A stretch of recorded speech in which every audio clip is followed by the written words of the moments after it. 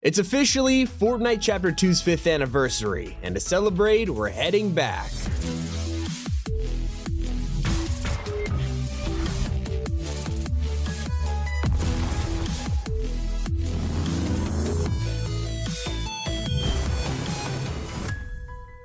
On November 2nd, we'll re-experience that feeling of jumping into a map for the very first time. It'll have a brand new loot pool, redesigned graphics, but what brings us there is the Chapter 5 End Live event. So did you know we're getting 2 chapter finales in a single year? That's right, on November 1st, we'll end Chapter 5 with a dramatic live event that'll have an entirely separate mode. It's something that's only reserved for the biggest events every year. Here's the thing, once this event takes us into OG2, it won't be instant. We'll be in downtime until November 2nd, and that is when the season actually begins. So once we find ourselves back on the beloved Chapter 2 map, what should we expect? Well, luckily Fortnite has already done this type of season before, and the original OG took us all by surprise with a remixed battle pass. They could only fit a few seasons within the month of November, so they merged outfits together like Spectre Knight, Renegade Lynx, and Omega Rock. In 2024, they are gonna do it again, this time Chapter 2 inspired. From the surveys, we could take a pretty solid guess that some of these will be found in the past, like this crossover between Sky and Guff, or this more original remix. There's also Jonesy wearing a Peely costume, which would be the ultimate crossover, although there's a high chance we will probably see the most popular character of Chapter 2, Midas. And not just in the Battle Pass, but the story of the season. That's because we aren't just heading back to Season 1 this November. OG will take place over the course of a month, and every few weeks we will travel forward in time to some of the chapter's best points. For example, the arrival of Midas and the agency in Season 2, and the flooding of the whole island in Season 3. In the early days, here's what you can expect to see on your first drop-in. When you think of Chapter 1 locations, these have reappeared over the years, and we're used to seeing them back. But POIs like Slurpy Swamps, these were only in game once. By standing in these waters, you'd be healed, and it was the first time anything like this had been added to Fortnite. But when we all landed on the map for the first time in 2019, everyone's eyes went straight to the power plant. As the tallest POI, Steamy Stacks could be seen from miles away, and going through the chimneys let you rotate anywhere you wanted.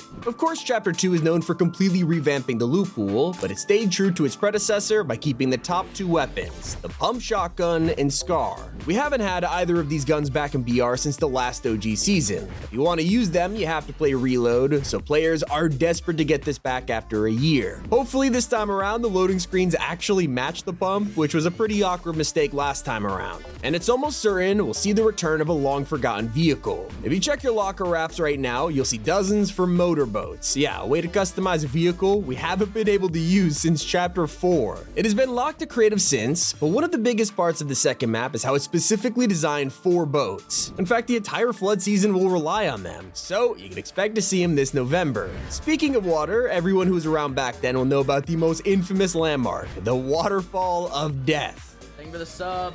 Yo, what the? What? It's him again! All it took was placing some floors at the bottom of this cliff, and it would farm kills for you, yet no one was complaining about it because it was such a fun and creative strategy. If anything, it was a lesson for noobs, so look before you dive off a cliff. But you probably forgot about the first healing item that revolutionized Fortnite. When Chapter 2 came around, we were used to the simple bandages and medkits. It wasn't until the bandage bazooka dropped that Epic realized they could be creative with healing. Since then, it became kinda outdated and was replaced with a much better chug cannon. But for the authentic experience, it would make sense for them to bring this back. What is the most important thing missing from the current Marvel season? This whole time, we have been severely lacking in the snipers department. In fact, none of them have been vaulted since last season. It's left a lot of players nostalgic for hitting classic shots, especially with items like the original bolt action. While you should expect most of this to be available on day 1, it's just the beginning. A few weeks in, the map will evolve into an even more iconic time capsule, the Spy Season. A lot of memories are going to come back with POIs like the Agency, the Rig, the Shark, and Yacht. The best part, each of these places had their own unique boss from the Battle Pass who dropped a Mythic. It was the first time Fortnite ever tried a system like this, and it eventually became tradition in later chapters. This is where it all started, letting us take out bosses like Midas for his drum gun or TNTina for a boom bow. Not only did each of these POIs and bosses tell a unique story, their mythics were some of the most beloved items we've ever had. So loved, in fact, that Epic already brought them back in Chapter 4 with Kato Thorn. Now they have a chance to do it all over again in a nostalgic iconic way, something they will not pass up on. One of the longest running trolls in Fortnite history might finally come to an end with the new season. Ever since Chapter 2, helicopters have been a reliable way to get around, and fans never had any issues with them. Despite this, they were removed in June 2022. It was the last time we ever saw Choas, at least in game, because Fortnite would go on to tease their return countless times. From putting helipads on brand new POIs, to secretly updating the Chopas in the files, it has become the ultimate tale of the boy who cried wolf. In fact, in the current Marvel season, we saw Chopas yet again, all for the purpose of a trailer. More frustrating when you realize the original Marvel season actually had them. Now, we get to return to that period, Chapter 2, where helicopters weren't simply background decoration, and fans truly believe this is the moment. You could also probably expect to see some of Chapter 2's most unique items coming back. For the Mythic season, we had some pretty exclusive weapons that only existed once, like the decoy grenade, something that's never returned and yet would have been useful in countless situations. Yeah, boy.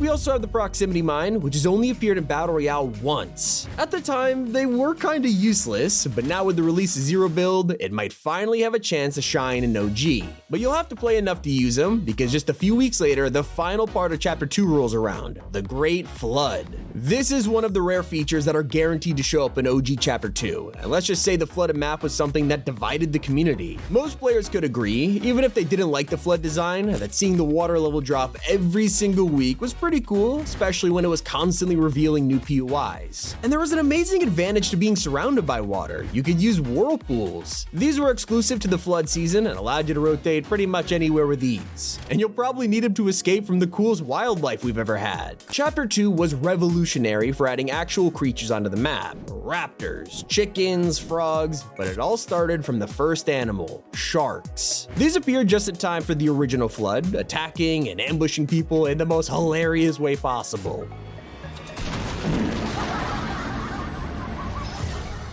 The best part was how you could tame these things and then ride them, creating your own shark boat that would eat other players. But sadly, the sharks haven't been in Fortnite for years at this point, but rest assured, they are definitely coming back for OG2. Just like Season 3's iconic Mythic Items, letting us use Jules Grappler, a bottomless Chug Jug, and Kit Shockwave combo.